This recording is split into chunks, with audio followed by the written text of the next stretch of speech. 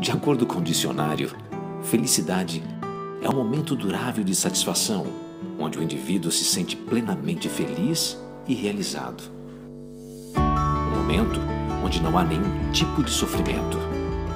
Mas felicidade é um fim ou estado passageiro? É possível ser feliz ao lidarmos com perdas, decepções, dores e circunstâncias que machucam a alma e nos tiram aquilo que muitas vezes definimos como felicidade. Para o apóstolo Paulo, viver é Cristo e morrer é lucro. A verdade é que somente seguindo o caminho da humildade e da obediência de Deus é que poderemos experimentar uma vida satisfeita apesar das circunstâncias. Juntos com Jesus, poderemos completar de fato a resposta pessoal e intransferível. Para você, felicidade é.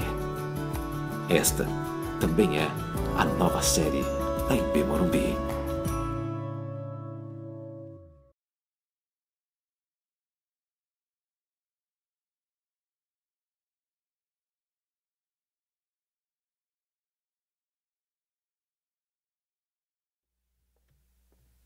De Deus, bom dia.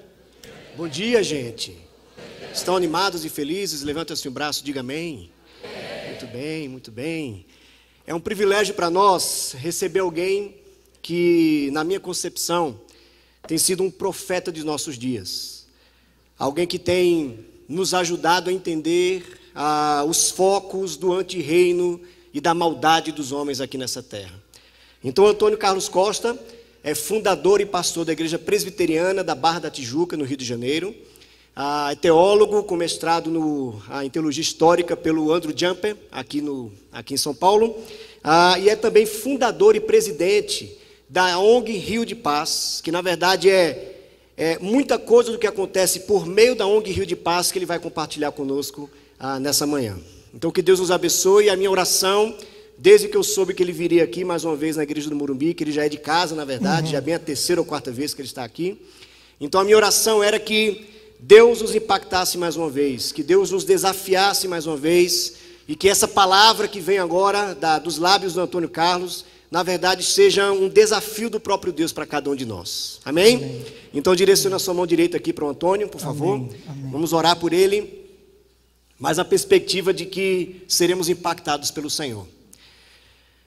Senhor Deus, no nome de Jesus, mais uma vez, obrigado por ter o teu servo aqui conosco. Obrigado pela maneira como ele tem se disponibilizado, Senhor, para um novo ciclo de ministério na sua vida. Depois de tantos anos tendo plantado e pastoreado a Igreja da Barra, de alguns anos para cá, o Senhor despertou para um novo momento do seu ministério, que certamente tem também influenciado e inflamado a liderança evangélica brasileira. Que continue sendo assim, para a glória do Senhor, e que nesse momento em particular o Senhor traga essa palavra diretamente do trono da graça do Senhor a cada um de nós, para nos mexer, para nos desestabilizar, para nos impactar, Senhor. Que seja assim, que saímos daqui por essas portas nessa manhã com um novo desafio em nossas mãos. Que seja assim. Oramos dessa maneira no nome de Jesus. Amém e amém. Deus abençoe, meu irmão. Seja bem-vindo. Irmãos, é uma honra estar pela terceira vez no púlpito dessa igreja. E espero em Deus que haja profecia nessa manhã. É aquela graça que Deus concede ao pregador de extrair do conjunto de verdade das Sagradas Escrituras aquela verdade que se aplica ao momento histórico, seja de uma nação, de uma cidade, de uma igreja local. Então, que Deus fale conosco, que haja transcendência nessa manhã em nome de Jesus. Eu vou pedir que vocês abram a Bíblia no Evangelho de Lucas, no capítulo 10. A minha intenção é trazer para esse segundo culto a mesma exposição bíblica do primeiro e à noite pregar sobre uma outra coisa. Lucas, capítulo 10, verso 25. Então, como a pregação vai ser expositiva, vou pedir que você mantenha a Bíblia aberta para que você possa acompanhar o que vai ser dito verso por verso.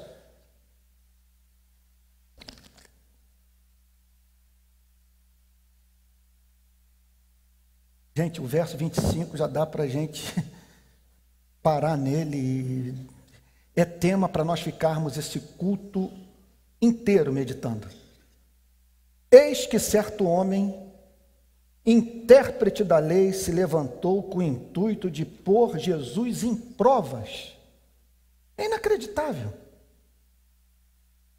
Esse homem conhecia a teologia, mas não conhecia Deus. Intérprete da lei, entendedor do Antigo Testamento, de um conjunto de livros inspirados que tem como tema central a pessoa do Messias. O Messias pula da Bíblia, e isso é avivamento. Quando o Messias, quando Deus sai da Bíblia, se torna real para alguém, ele então assume a forma humana, se coloca ao lado deste teólogo e ele não o reconhece. O que mostra a possibilidade de uma pessoa estar perdida na religião. Que perigo a religião pode representar para a sua e para a minha vida. Como que uma instituição como essa, tal como a Igreja Presbiteriana do Brasil, a qual pertenço, precisa se submeter a reformas constantes, diárias, porque, como diz o grande Martin Lloyd Jones, toda instituição tem a tendência de, no decorrer do tempo, de se transformar no seu oposto. Por isso que nós temos que sempre fazer perguntas ao sistema com a Bíblia aberta. E aqui está esse homem, portanto, nos chamando a atenção para esta necessidade imperiosa. Jesus se manifesta a ele. Em vez dele prestar culto, em vez dele cair aos seus pés como Tomé, em vez de sair em busca de iluminação espiritual, de como Maria buscar a Cristo na perspectiva de obter sabedoria para a salvação, esse homem tenciona desqualificar o ministério do Senhor Jesus, jogá-lo contra o povo. Ele estava diante daquele acerca de quem a Bíblia diz: a lei veio por Moisés, a graça e a verdade por meio de Jesus Cristo. Ele está diante da luz do mundo e não a reconhece. Que perigo é a religião. Mas por ser bom de teologia, embora não conhecesse a Deus, apresenta a Cristo hipocritamente a questão das questões. Mestre, observem, portanto, que nem todo aquele que diz Senhor, Senhor, entrará no reino dos céus. Não havia conexão entre o que ele falava e o seu coração. Ele não acreditava que o Senhor Jesus fosse a luz do mundo. Mestre, mestre, que farei para herdar a vida eterna? Não há questão mais importante na vida do que essa. Pelo simples fato de que você e eu duramos pouco. Como Jonathan Edwards diz num dos seus sermões, o tempo é o bem mais valioso que possuímos, porque a nossa felicidade nesta vida e na vindoura depende do seu aproveitamento.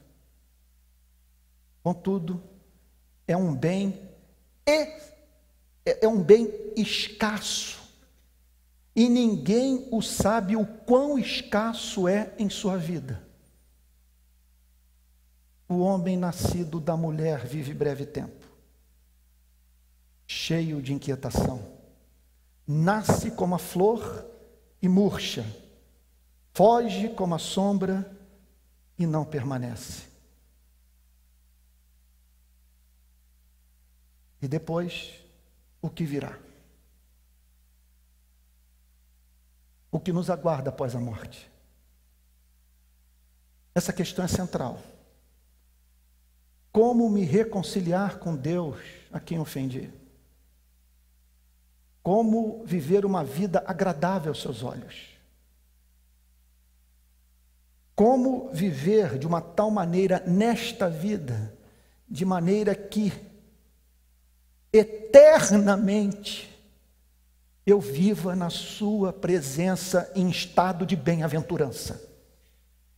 Não há questão mais importante do que essa, e todo púlpito deve ter como preocupação responder a essa questão.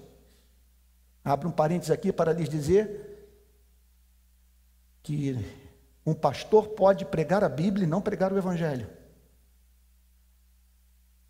O Evangelho é uma mensagem que está dentro da Bíblia, que tem como meta responder essa pergunta. Davi e Golias, por exemplo, não é Evangelho. É palavra de Deus, que nos consola e encoraja, mas não é Evangelho. Evangelho é a história de um Deus que envia o seu filho, que leva uma surra, é torturado, é morto, sepultado, e que vence a morte para a redenção do homem. Mestre, que farei para herdar a vida eterna? O que significa que nós podemos apresentar a Deus perguntas desonestas, cujo objetivo não é conhecer a verdade, mas levantar objeções intelectuais contra o cristianismo, a fim de nos eximirmos de um compromisso mais profundo com Deus. Como Chesterton diz, num dos seus livros, há daqueles que rejeitaram o cristianismo sem ao menos terem parado para considerá-lo. Falam contra o que não conhecem. E aqui está esse homem apresentando uma pergunta desonesta a Cristo e, contudo, sendo tratado com dignidade, fazendo de modo diferente que nós fazemos uns com os outros nas redes sociais. Ele o respeita e responde com honestidade, repito, uma pergunta desonesta. Então Jesus lhe perguntou: que está escrito na lei, como interpretas? Com estas duas perguntas, o Senhor Jesus está pressupondo algumas verdades. Que o Antigo Testamento é palavra de Deus, que nele o homem pode encontrar resposta para essa pergunta, informação acerca do como pode se reconciliar com o seu Criador. E não apenas isso, todos nós devemos lidar com este livro em busca de resposta para as grandes questões da vida, esperando que Deus fale conosco através dele. Como o interpretas? A que conclusão você chegou do ponto de vista da lei, quando o assunto é como um ser humano pode obter a vida eterna? E o homem era bom de teologia mesmo. Não conhecia Deus, mas conhecia teologia. A sua resposta é impecável. A isto, ele respondeu: amarás o Senhor teu Deus de todo o teu coração, de toda a tua alma, de todas as tuas forças e de todo o teu entendimento, e amarás ao próximo como a ti mesmo. Observem, portanto, como que nós cristãos devemos lutar para combater essa caricatura que tem sido feita do conceito bíblico de pecado. Porque pecado não é um Deus neurótico exigindo dos homens a prática de idiotices para chamarem a atenção da divindade. Pecado é não amar.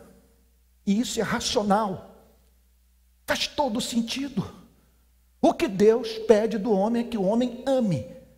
E quando você não ama, você deixa de viver a vida que o próprio Deus vive. Isso é pecado. É pecado aqui em São Paulo, no Rio, no Amazonas, em Marte. É feio em qualquer canto do universo não amar. É isso que a lei pede do homem. Que você ame. Isso envolve, em primeiro lugar, amar aquele que, nesse exato momento, pelo poder do Espírito Santo, sustenta o seu batimento cardíaco. Você só não fez um aneurisma 1 hora atrás por um ato de pura benevolência. Você só não amanheceu num CTI porque Ele é bom e sua misericórdia dura para sempre. E esse Deus pede para que você o ame. Isso é razoável. Porque você tem no universo um ser acerca de quem pode-se dizer que é autoexistente, imutável, infinito e por isso único. Pense nesse ser. Causa não causada.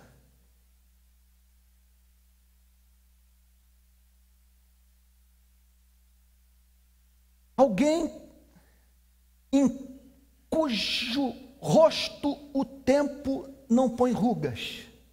Imutável. E infinito, perfeito em todos os seus atributos. E não apenas isso. Justo, doce, misericordioso, perdoador, longânimo. O que Ele pede de você e de mim é que nós tenhamos essa experiência estética com a sua beleza. Que Ele não seja apenas o objeto da nossa fé. Porque a Bíblia diz que os demônios creem e tremem. Como diz o grande João Calvino, a fé dos demônios só serve para fazê-los tremer. Uma pessoa pode crer como os demônios creem. Você é levado a dizer, por trás da vida tem que haver uma mente,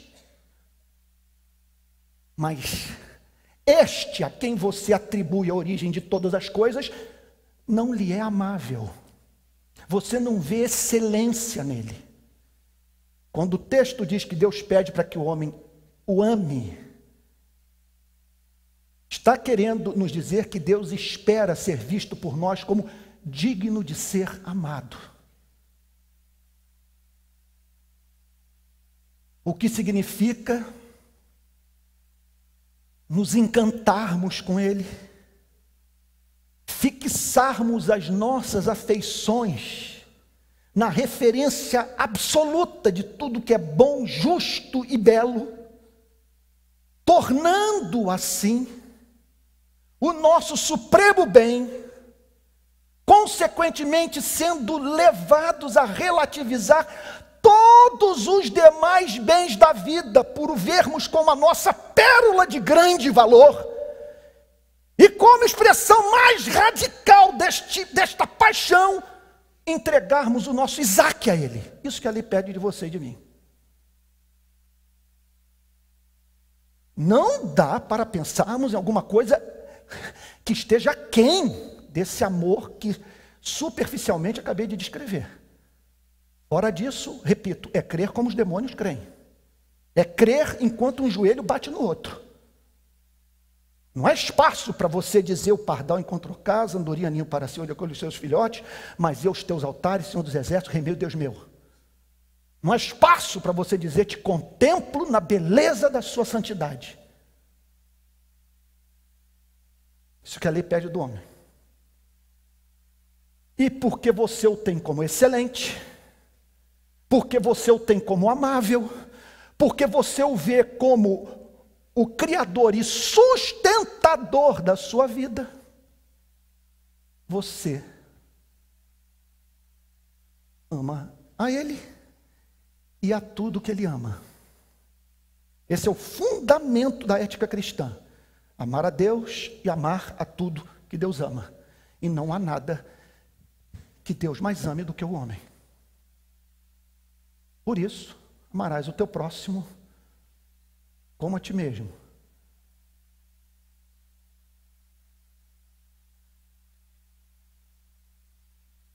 O que significa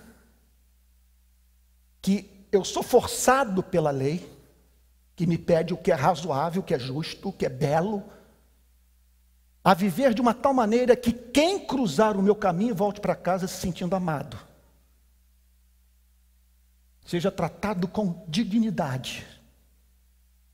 No contato comigo tem uma ideia da importância do valor da sua vida.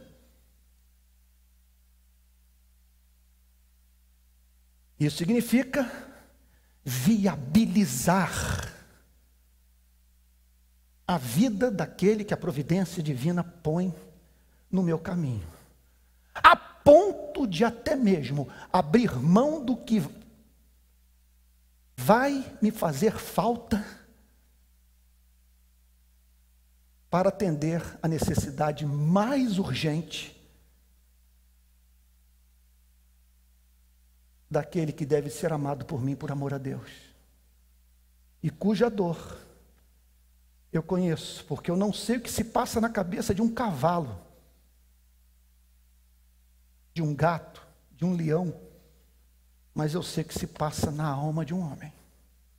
Ele é membro da minha espécie.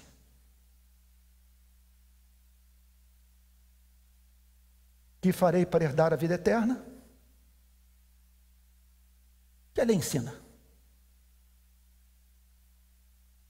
E você cumpra a vontade de Deus revelada na sua palavra. Isso que a lei pede. São dezenas de mandamentos que podem ser resumidos a 10 e que por sua vez podem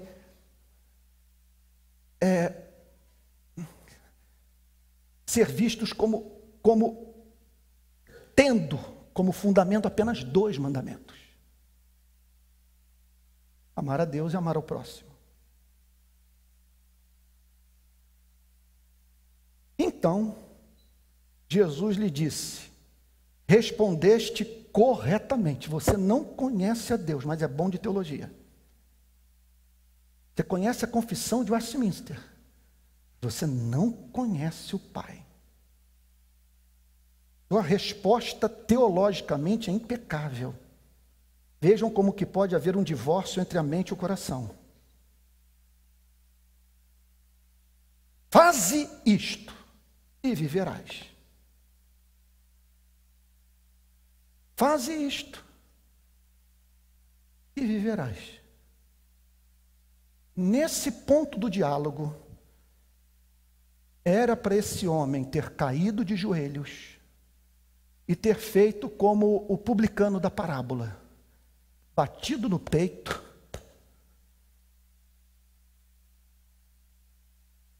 dizendo para Deus: sê propício a mim, pecador.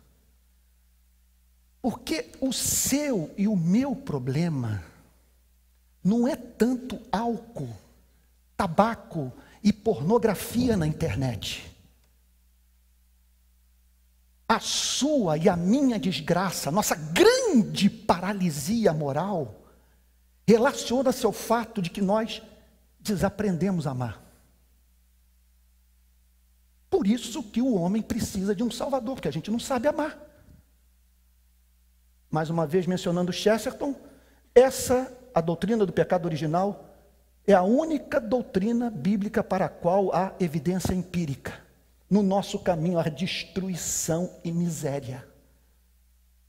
Por onde nós passamos é devastação. Século passado, que foi o século mais próspero de toda a história da humanidade, nós matamos 187 milhões de pessoas. 2 grandes guerras, um mundo de revolução, de conflitos civis. E hoje nós vemos o estado que se encontra a humanidade.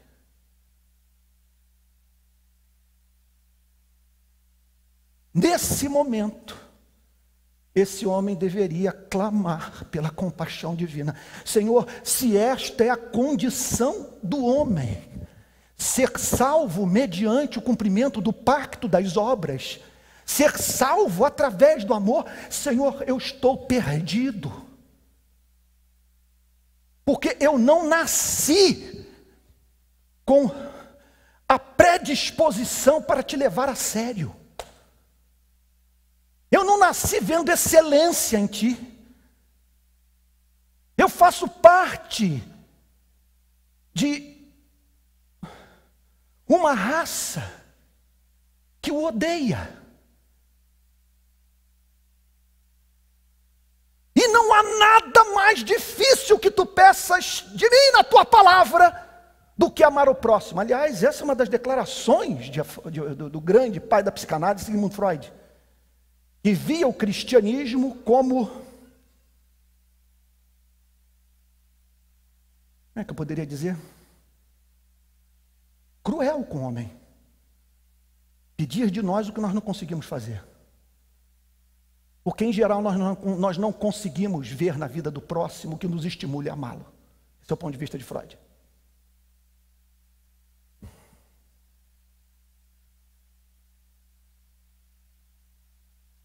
Faze isto e viverás. O Senhor lhe apresenta a lei. Observem que não há um terceiro mandamento. São apenas dois, como ressalta o grande John Stott. Não há um texto bíblico que ensine o homem a amar a si mesmo. Que apresente como fundamento do amor a Deus e ao próximo, o amor por si mesmo. O cristianismo pressupõe que nós somos loucos por nós mesmos. E que por isso nós mentimos o tempo inteiro. E passamos por cima do próximo, a fim de encontrarmos a tão sonhada felicidade. Faze isto e viverás. Verso 29. Ele, porém, querendo justificar-se, porque quando você não conhece o Evangelho, quando você depende de desempenho, de performance para ser salvo, essa é a tendência. Sair em busca de uma racionalização para o pecado. Viver para justificar a si mesmo. Entre outras coisas, não tolerar crítica. Se eu conheço o Evangelho, minha vida tem lastro. Quando eu sou confrontado, eu posso dizer, essa pessoa pode estar até carregando na dose, ou equivocada, ou está dizendo a verdade, mas não vou mirar contra ela. Porque ainda que ela esteja revelando o lado escuro da minha alma, eu sei quem eu sou do meu amado é meu. Os meus pecados foram perdoados e postos naquela cruz, e vou tomar o que ela está dizendo para examinar a mim mesmo. E para saber se Deus não está pedindo de mim que eu leve mais a sério o seu amor pela minha vida. Este, porém, querendo justificar-se, porque é isso que a lei pede, salvação através do amor. O Evangelho anuncia a salvação através da fé no único que verdadeiramente amou. A lei diz, ame a Deus e ao próximo e viverás. O Evangelho diz, porque Deus amou o mundo de tal maneira que enviou o seu único Filho para que todo aquele que nele crê não pereça, mas tenha a vida eterna. Enquanto não conhecermos a mensagem libertadora do Evangelho, nós vamos viver em torno dessa demanda do Espírito. A busca pela justiça própria. Este, porém, querendo justificar-se, perguntou a Jesus, quem é o meu próximo? Ele não conhece o Evangelho. Jesus lhe apresentou a lei que deveria humilhá-lo.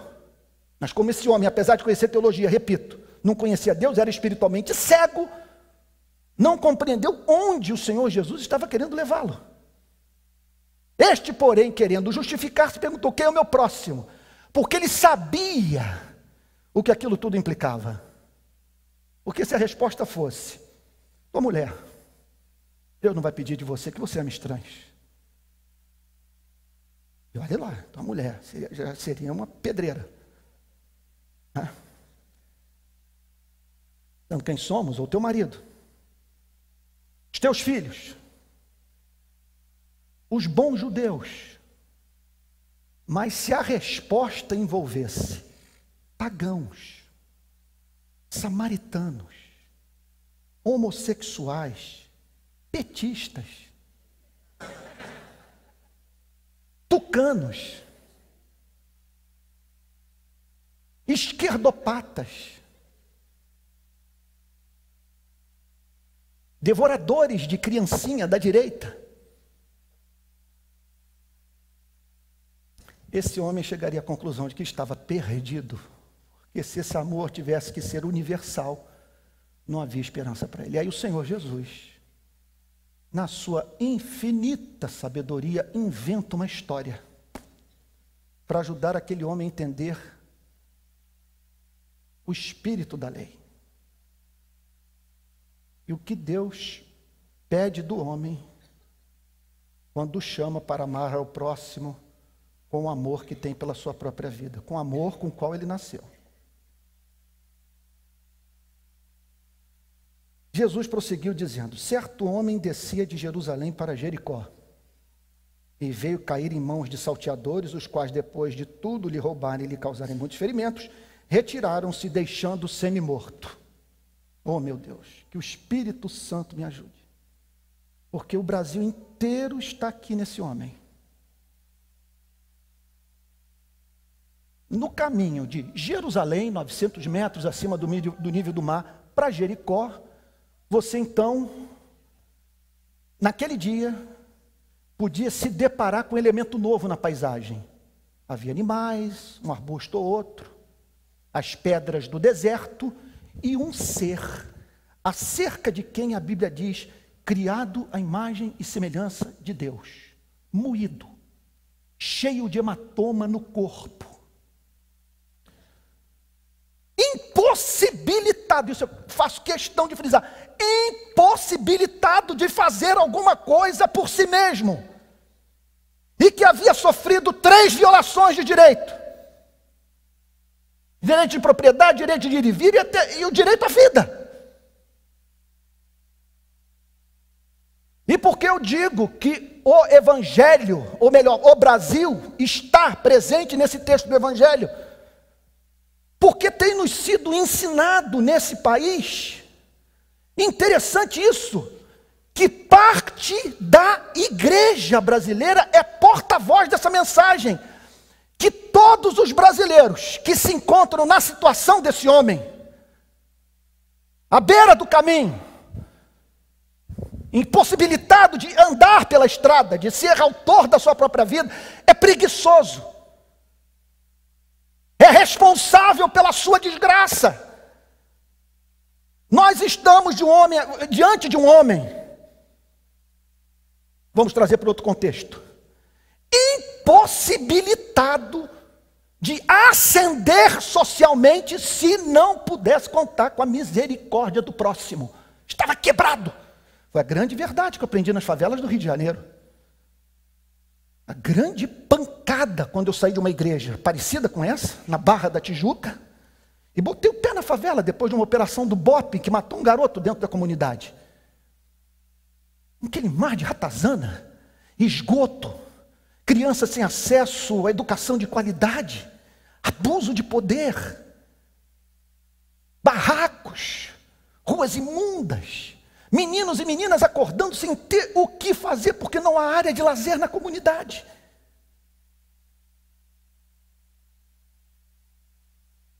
E o incrível, vendo 99% daquelas pessoas trabalhando duro, areando panela, passando roupa, nos bairros de classe média do Rio de Janeiro, trabalhando 8 a 10 horas por dia, gastando 4 horas do seu tempo no trânsito para receber um salário mínimo no final do mês, que é pago por muito empresário evangélico. Foi uma conversa que eu tive ontem num restaurante em Recife. Uma menina fazendo tapioca. Eu falei, como é que é ficar aí o tempo todo fazendo tapioca? Ah, moço, são 8, 10 horas por dia, a perna está se enchendo de varize. Mas você não estuda, eu tentei me matricular num curso de manhã, mas às vezes eu tenho que trabalhar 12 horas por dia nesse restaurante. Eu estou falando de um restaurante referência em Recife. 12 horas, eu não tenho força no dia seguinte para trabalhar. Esse tem sido o diálogo que eu tenho mantido com brasileiros no país inteiro. A nossa economia é baseada na mão de obra escrava velada. Milhões de brasileiros não têm tempo hoje para o amor, para a poesia, para a literatura, para o contato com a natureza, porque passam, repito, de 8 a 10 horas por dia no trabalho, 4 horas no trânsito para receber um salário mínimo no final do mês. Essa gente não vive.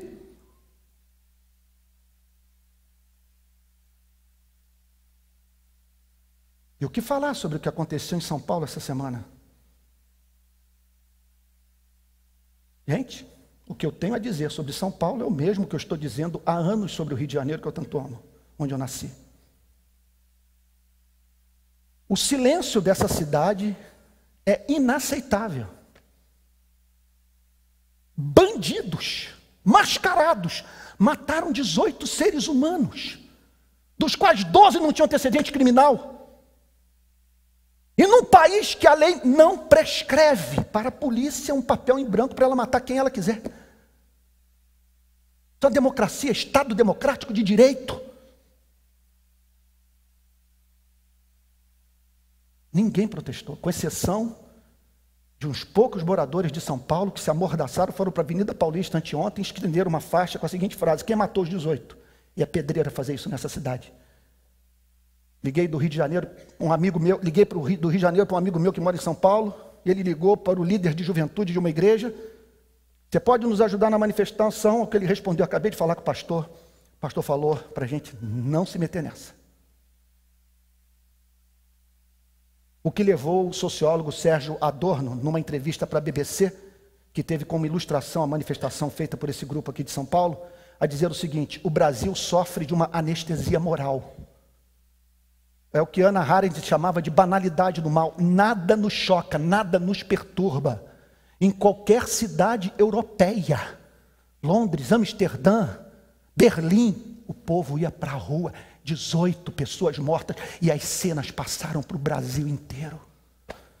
E as fotos da Folha de São Paulo, com o rapaz limpando com rodo aquele oceano de sangue. E o Senhor Jesus então descreve alguém que estava vivendo essa situação.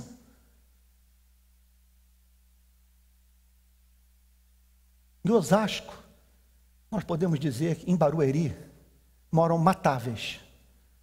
Não se pode matar no Morumbi, em Higienópolis. Não se pode matar no Leblon e na Lagoa. Mas pode se matar em Osasco, pode se matar em Higienópolis, pode se matar no Complexo do Alemão. Quando um garoto esfaqueou um médico na Lagoa Rodrigo de Freitas, foi o que eu fiz no momento seguinte ao crime. Quando o Globo botou, com destaque no online, de manhã cedo, umas 6 horas da manhã, morre médico esfaqueado na Lagoa. Desci da minha casa, passei num ciclo, comprei uma bicicleta, fui numa loja de ferragem, comprei 2 latas de tinta de Colorjet preto e mandei um aviso de pauta para a imprensa através da nossa agência de comunicação. Diga que hoje, às 2 horas da tarde, cidadãos do Rio de Janeiro estarão pintando uma bicicleta de preto no lugar onde o médico foi esfaqueado. E eu pensei, eu vou fazer um contraponto que está sendo dito nesse momento. E você tem que jogar napalm nas favelas. E pude dizer, ao chegar lá, a imprensa toda do Rio de Janeiro presente, as agências internacionais de notícia, para ver uma pessoa, com 2 voluntários, pintar uma bicicleta de preto e botar os números da violência numa área nobre da cidade. Uma autoridade pública disse naquele dia: não se pode matar na lagoa. E nós podemos dizer: estamos aqui em solidariedade à família dessa vítima.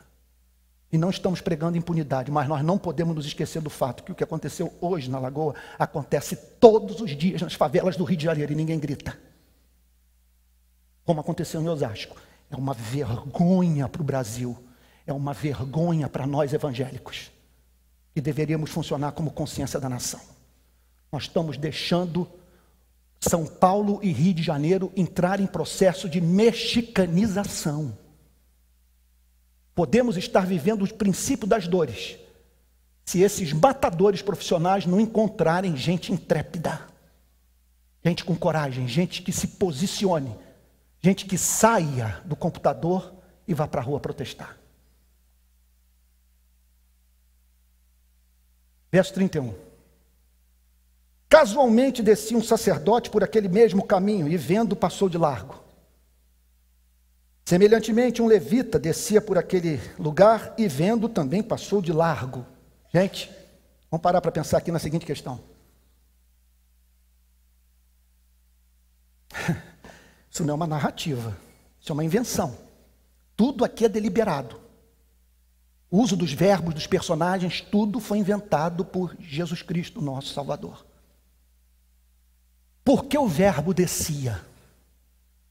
Porque estes homens, o sacerdote, responsável pela adoração no templo, e o levita que o auxiliava, pessoas profundamente religiosas, que haviam acabado de sacrificar, que haviam acabado de participar do momento de adoração, que haviam acabado de estudar a Torá. Essas pessoas, vindo do Vaticano, da Igreja Batista do Morumbi, da Igreja Presbiteriana da Barra, ao se depararem com aquele ser moído, foram para o outro lado da calçada, os dois. O que o Senhor Jesus estava querendo dizer para o intérprete da lei? Vocês criaram uma religião em Jerusalém, em Israel, que não ensina as pessoas a amar. Quem tem contato com vocês vira androide. Gente, aqui nós estamos diante de um vetor para um congresso como esse. O que nós estamos fazendo aqui? Se um congresso como esse não nos humanizar, nós estamos perdendo o nosso tempo. Nós estamos entrando nesse tipo de religião que o Senhor Jesus abertamente está condenando. Entendia que que adorar no templo era mais importante do que se curvar para socorrer alguém que havia sido criado à imagem e semelhança de Deus e que encontrava-se entre a vida e a morte. O que significa que uma igreja como essa tem que se transformar numa escola de amor. E que aqui nós devemos nos tornar, em contato com essa instituição, pessoas mais doces, mais humanas, mais misericordiosas, mais compassivas.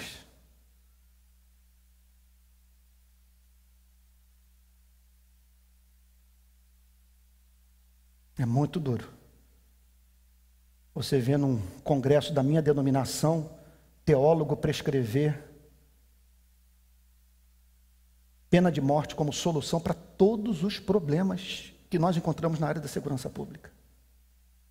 Nunca botou o pé numa favela, nunca visitou um presídio. Está falando do que não sabe. A partir de uma teologia que vem em parte de um país no qual os pregadores, no caminho da sua igreja para casa, não cruzam 4 favelas como vocês e eu cruzamos, e não vem corpo na rua crivado de bala. E como a gente só lê livro produzido nesse único país e de um setor da igreja que não representa a igreja inteira, nós vivemos focados em álcool, tabaco e sexo, e nos esquecemos, nessa hierarquia de valores das Sagradas Escrituras, o que é mais importante. o exercício da misericórdia, da justiça, do amor pelo próximo. A Bíblia fala 10 vezes mais sobre justiça social do que sobre sexo. Não estou dizendo que não haja uma ética sexual. Eu estou dizendo é que nós importamos uma agenda que não toca no que de mais obsceno existe na cultura brasileira, que é o nosso histórico desrespeito ao próximo. É uma mentira dizer que nós somos cordiais. Nós nunca fomos cordiais. Nós praticamos 2 genocídios, de negros e de índios. É a história do Brasil básica.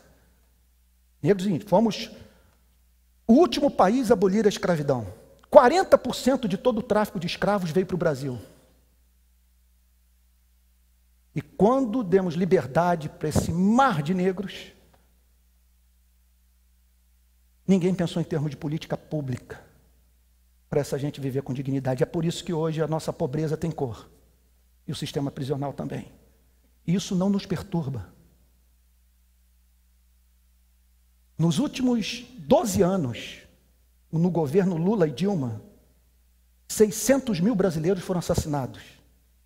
Estatística idêntica à do governo FHC.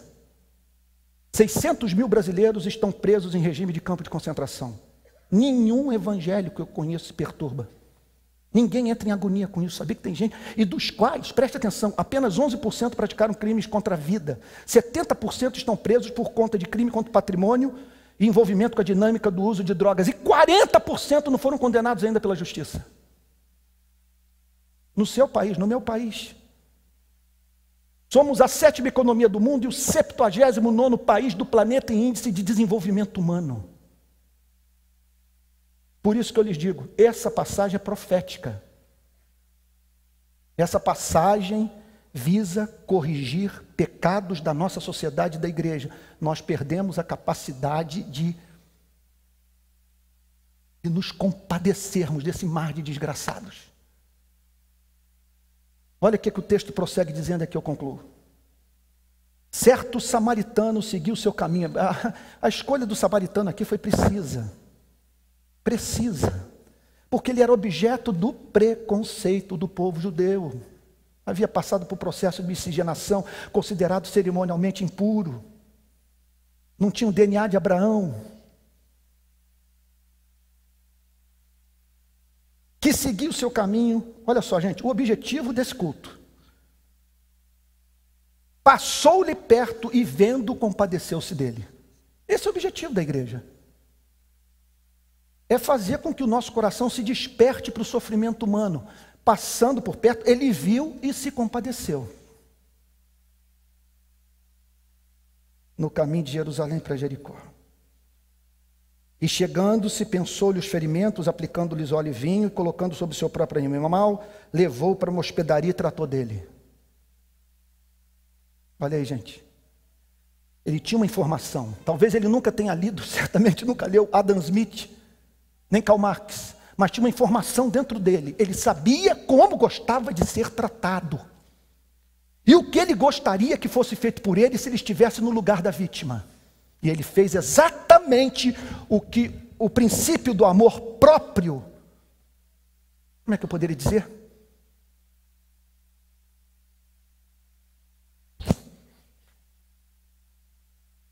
Ajudou a regular o seu comportamento. O que eu gostaria que fosse feito por mim se eu estivesse na situação desse homem? Então note, nada por desencargo de consciência. Não foi os R$2 que nós damos na esquina.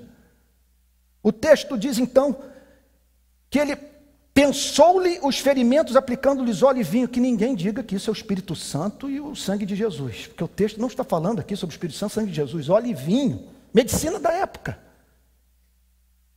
Limpar a ferida, amainar a dor, aplicando óleo e vinho, e colocando sobre o seu próprio animal, levou para uma hospedaria e tratou dele.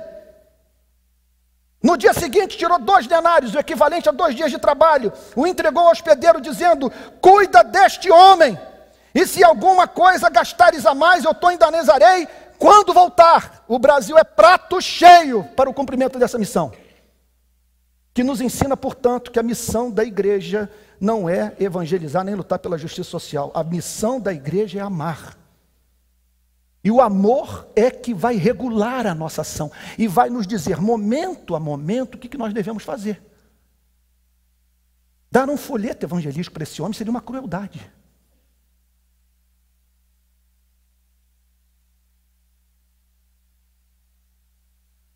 Qual destes três te parece ter sido o próximo do homem que caiu nas mãos de salteadores? Essa pergunta poderia ser feita das mais diferentes maneiras. Quem aqui agiu como gente? Quem glorificou a Deus? Quem amou? Quem fez o que Deus pede do homem? Quem cultuou a Deus naquele dia? Onde o verdadeiro sacrifício foi oferecido ao Criador? Em Jerusalém? Ou no caminho da chamada Cidade Santa para Jericó? Sem menosprezar um momento como esse. Mas não há mínima dúvida que nós só estamos aqui para sermos renovados pelo Espírito através dessa pregação que dá vida ao vale de ossos secos para servirmos a Cristo nas ruas. Respondeu-lhe o intérprete da lei. Ele era bom de teologia mesmo. O que usou de misericórdia para com ele? Qual o significado da palavra misericórdia? É aquela expressão do amor que me leva a fazer pelo próximo, no seu sofrimento, o que ele não pode fazer por si mesmo para se livrar da sua dor. Misericórdia. Eu diria para vocês que o Brasil é um país que é o prato cheio para o exercício da misericórdia. Então lhe disse, vai e procede tu de igual modo. É o que Deus está dizendo hoje para essa igreja, para mim, para os que estão nos assistindo pela internet. Vá.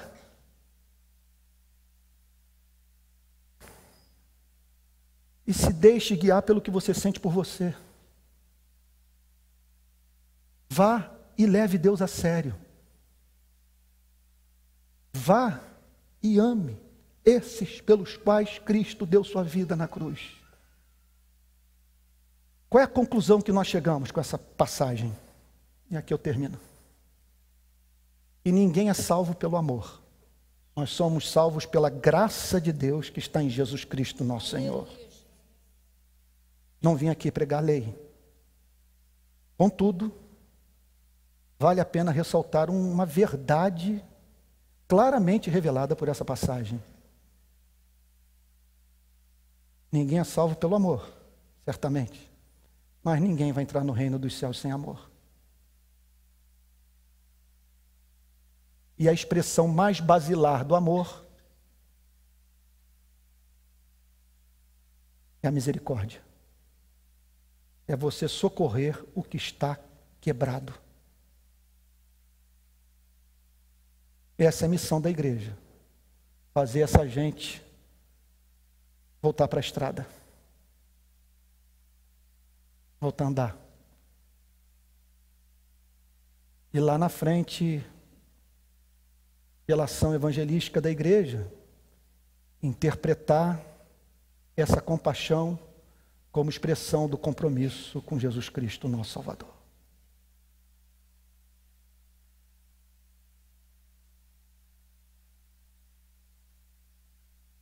Concluo a mensagem dizendo para vocês, amados irmãos, que saio hoje de São Paulo com a esperança de que algo de muito especial vai acontecer nessa igreja. Deixa eu lhes dizer por quê. Mesmo o comportamento que eu estou vendo aqui, eu vi no primeiro culto. Todos com os olhos voltados para o púlpito. Todos se deixando golpear pela palavra de Deus, se deixando perturbar. E revelando uma avidez pela verdade. Isso é sinal de vida. Sinal de que a graça divina está operando nessa preciosa igreja tão conhecida no nosso país. E outro ponto que vale a pena ressaltar. O que eu fiquei sabendo no contato com os pastores da igreja, que essa igreja está nesses dias pensando em ir para a rua e levar o reino para o mundo inteiro. E dar voz para os sem voz e visibilidade para os invisíveis. Isso é lindo. Isso vai abrir espaço para o Pentecostes, porque Deus tem interesse em selar com o Espírito, em derramar do seu poder sobre uma igreja que tem como meta maior na vida socorrer os que estão quebrados no caminho de Jerusalém para Jericó. Que nos lembremos que no nosso país, nesse caminho, nós não nos deparamos apenas com um ou outro quebrado à beira da estrada. Na beira da estrada nós encontramos favelas inteiras.